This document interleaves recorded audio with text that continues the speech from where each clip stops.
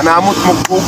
انا امي قالت لي راح اجيب لك لقمه واجي من الباين، ما جاتش لاش مش عارف، ولا حد معدي باكل ولا عيل جاي من المدرسه حتى ايه.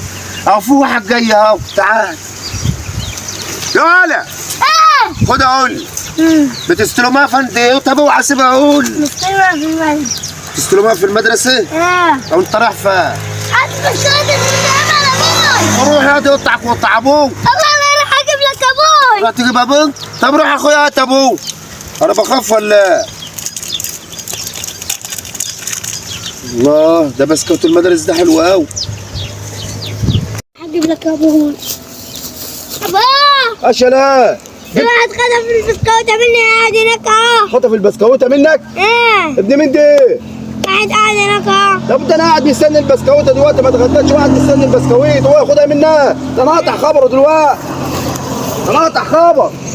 ثانيه هو ده خد البسكوته من الواد. لا ده هو اللي اداها. هو اللي اداها البسكوته. ده انا قاعد مستناها من بدري وانت تاكلها منه.